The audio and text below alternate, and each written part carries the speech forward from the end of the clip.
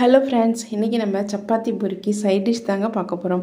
வெங்காயம் மசாலா. அதுக்கு 3 வெங்காயம் நீல வாக்கில் கட் பண்ணி வச்சுருக்கேன். ஒரு தக்காளி, காரத்துக்கு பச்சை மிளகாய், இஞ்சி பூண்டு நசுக்கிட்டு எடுத்து வச்சுருக்கேன். 1½ கப் அளவுக்கு கடலை மாவை வறுத்துட்டு எடுத்து வச்சுக்கோங்க. இப்போ அடுப்பில் ஒரு கடாய் போட்டுட்டு அது கூட எண்ணெய் சேர்த்துக்கோங்க. எண்ணெய் சேர்த்துட்டு கடுகு, உளுத்தம்பருப்பு, அது கூடவே கடலை பருப்பு சேர்த்துக்கோங்க. ஒரு கொத்து கருவேப்பிலை, பூண்டு, இஞ்சி ரெண்டத்தையும் தட்டிட்டு எடுத்து வச்சுருக்கேன். அதையும் இது கூட சேர்த்துக்கங்க. சேர்த்துட்டு இது கூடவே காரத்துக்கு பச்சை மிளகாய்.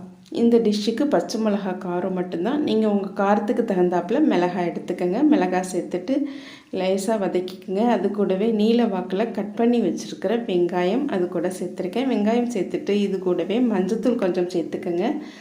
மஞ்சத்தூள் சேர்த்துட்டு ஒரே ஒரு தக்காளியை கட் பண்ணி வச்சுருக்கேன். அதையும் இது கூட சேர்த்துக்கோங்க. சேர்த்துட்டு எல்லாத்தையும் கொஞ்சம் வதக்கிக்கோங்க.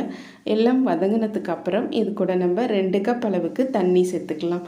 தண்ணி சேர்த்துட்டு இந்த டிஷ்ஷுக்கு தேவையான அளவு உப்பு அது கூட சேர்த்துக்கோங்க.